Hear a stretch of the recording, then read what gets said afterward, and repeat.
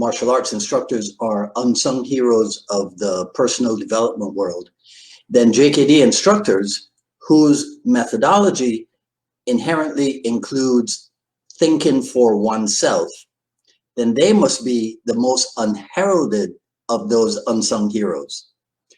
Hello, everyone. This is Dwight Woods, the Jeet Kune Do Rebel, and welcome to the I Love Jeet Kune Do broadcast number 120.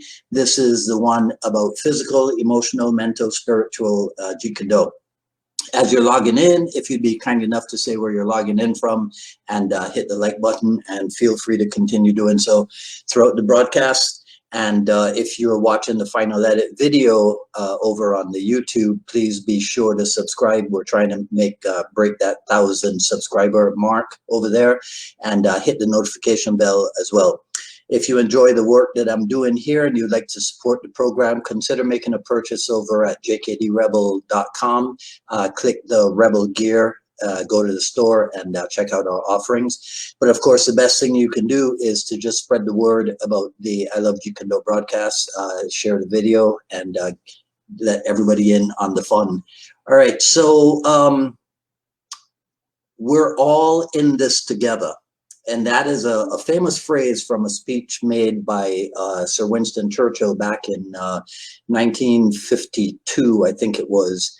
And he was talking about the economic and political threats facing Britain at the time.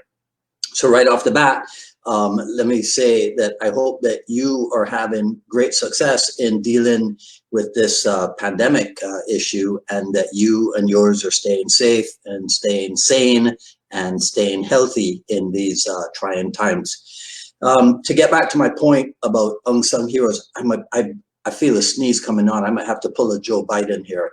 To get back to my point about unsung heroes of the martial arts. So I've always thought that JKD instructors sit on a more precarious professional perch than the average martial arts instructor, because JKD instructors deal in truth. If I was teaching, let's pick on Shotokan karate again. If I was teaching Shotokan karate, it's fairly certain that I'm not infected or anything. I just have this itch right here that I'm not supposed to touch, and I feel a sneeze coming up, but I'm okay. So if my eyes start watering or anything, don't think anything weird, right? It's just I'm trying not to sneeze on camera. All right. So if I was teaching Shotokan, I'm fairly sure that I would have a template, perhaps even a fixed curriculum that had been organized over time, and that perhaps seldom varies over time. But that is not the nature of Jeet Kune Do, since we deal as best we can in the art of questioning the answers. So one thing that I've always tried to pass on to my students is the idea that Jeet Kune Do is a vehicle. Right, I told you this sneeze that I'm trying to, it's going to make my eyes water, right? So the idea is that Jeet Kune Do is a vehicle for well-roundedness, or for balance, if you prefer to use that term. So that means developing expertise in empty hands and in weaponry, since those are the only two existent areas of martial arts training, but also developing expertise. All right, guys, I can't do this anymore. I gotta go get this sneeze out of the way. Give me 1 second. Just talk amongst yourselves.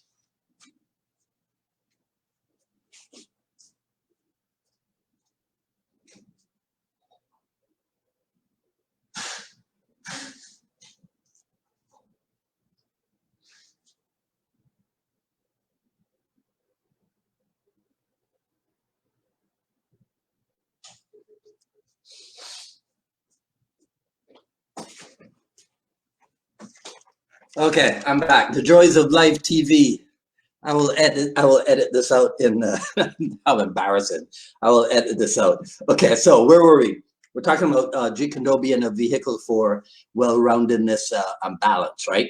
So expertise in empty hands and in weaponry, because those are the only two areas of martial art training.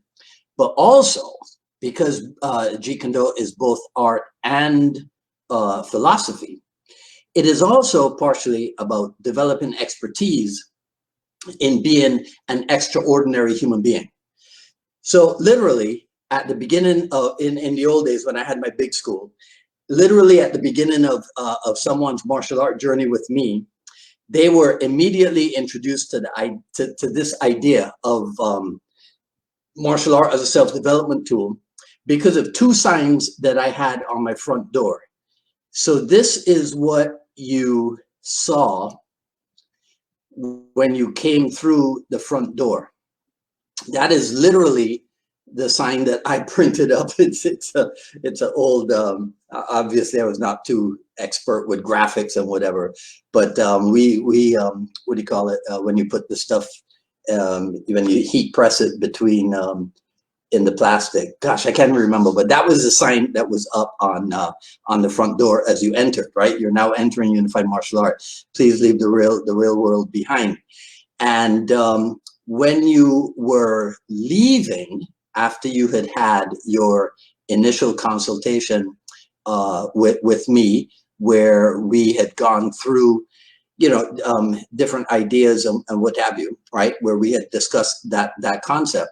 When you were on your way out, hopefully having me made an appointment to come back and do your intro program, this is what you would encounter.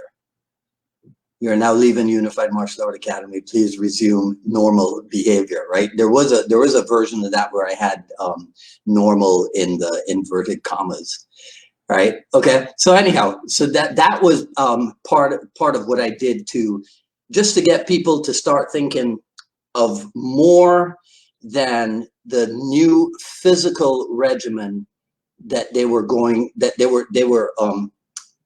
embarking on, right? So because when people start martial art training, a lot of times it is predominantly or even primarily a physical endeavor. But then as time passes on, hopefully they come to realize that the physical body, the body hardly ever operates on its own, right? Many times it's either your emotional state or your mental state or a combination of the two that determines how your body performs at any given time. So in other words, through this new physical regimen, they come to realize that the mind exercises a lot of influence and a lot of control over the body. So if you tell yourself you can or cannot do something, then you're right. And so to quote Cedro Bruce, life's battles do not always go to the stronger or faster man, but sooner or later, the man who wins is the man who thinks he can. And so it becomes necessary to gain direct control over one's emotional and mental states. And as instructors, we have all had at some time, we've all had to deal with the student who is ready to quit at the first obstacle in their learning, right? Some might think it's too challenging. Some might think it's not challenging enough. So again, a relevant Bruce Lee quote is, if you always put limit on everything you do, physical or anything else, it will spread into your work and into your life. There are no limits. There are only plateaus, and you must not stay there. You must go beyond them. And that's something, that idea of being on a plateau, that's something that we have discussed in previous broadcasts. If you find the ones, I should have made a note of it here, but it's where we talk about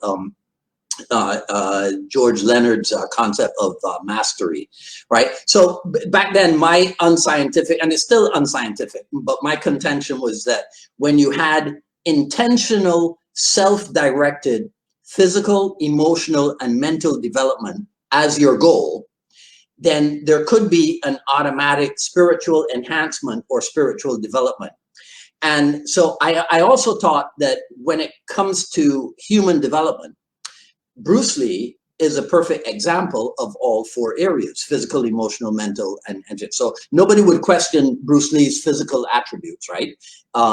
Emotionally, we know that he was massively disappointed when he was turned down for that, what eventually became the Kwai Chang Caine role in Kung Fu, the TV series, right? But it can be said that Bruce Lee took that disappointment and essentially turned it into the big boss, right?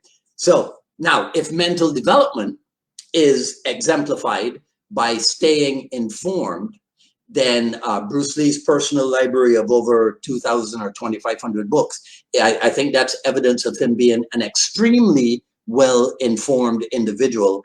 And as he himself said, all knowledge ultimately is self-knowledge. And then I'll just give you a quote here that I think provides a little bit of insight into Bruce Lee's spirituality. He says, "To me, the extraordinary aspect of martial art lies in its simplicity. The easy way is also the right way, and martial art is nothing at all special. The closer to the true way of martial art, the less wastage of expression there is." Now that's, I guess some people might call that, you know, somewhat of a minimalist approach or what have you. But I think the insight there is in what he's saying is that there is a certain profound insight in having a simple approach to things, right? Or having a simplistic approach to things, right? And we always talk about how simple is not easy, right? So don't ever misconstrue the two, right? Because JKD teaches, I think it was Chris Kent who I heard say this. JKD teaches you to question the answers, so to speak, right? Teaches you to do your own research and ultimately believe in the strength of your own conclusions and then have the confidence to go forward with your decisions. And I think that Bruce Lee personified all of that.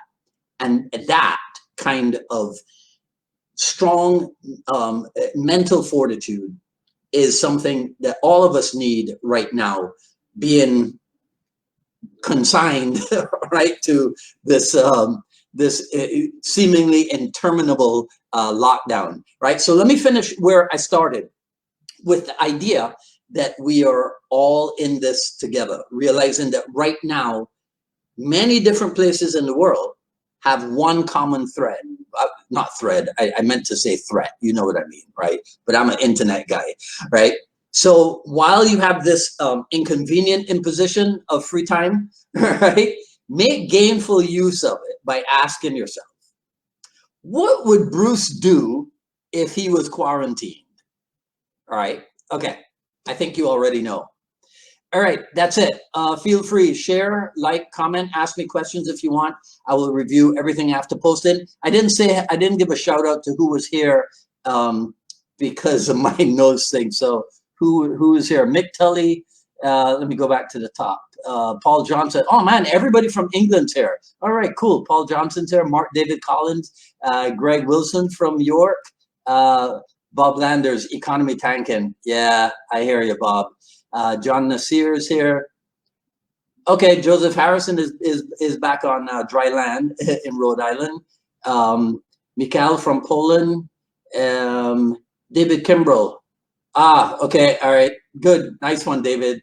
Russell's here. Terry from Berkshire. Andrea Haynes also from England, and Mick Tully again from England. Oh my God, right? And then there's Glenn. So Glenn and I have been, we're not breaking any rules, but Glenn and I have been hanging out. He's been helping me to shoot some video, and then I'm here in the dungeon editing them, and then I will put them up on Instagram and what have you. Bill Matucci from Vero Beach. All right, okay, and Simon from Southampton. All right, so we had a good contingent from the UK here today. All right, nice one. Hey Jesse, I hope everything's okay up in New York, and Darren Waugh from Charlotte. All right, so cool guys. So yeah, feel free, you know, share, comment, right, and I'll review everything after posting, and then sign up for notifications when we go live here on Facebook, and subscribe over on the YouTube for the broadcast for the Jeet Kune Do dialogues, and be sure to hit the notification bell. Follow me on Twitter at Dwight Woods, and on Instagram at Dwight D. Woods, at ilovejeetkunዶ.com. We're going to be making a little twist in that offering in just a second, but the Quick Skill Series Volume 1 is still available. Coming up on Friday, March 27th, Jeet Kune Do dialogues with Lester Griffin of Griffin Martial Arts. So that should be 6 p.m. Eastern time on the 27th. If you can't tell already, today is a Green Day, and I'm not a fan of that band, right? So that's it. I'll see some of you on Friday for the JKD dialogues. The rest of you, I'll see next week for another issue of the I Love Jeet Kune Do broadcast. This is Dwight Woods, the Jeet Kune Do Rebel. Again, stay safe, stay sane, stay healthy, and I'll see you guys next time. Take care now.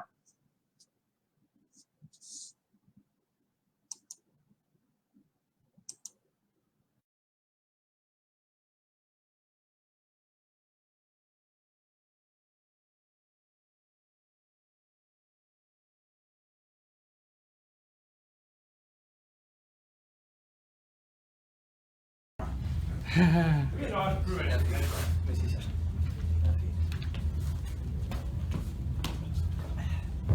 the other way. Damn. Do the other leg. Did you? Okay? Yeah. That's Great job. Okay. What are we doing now?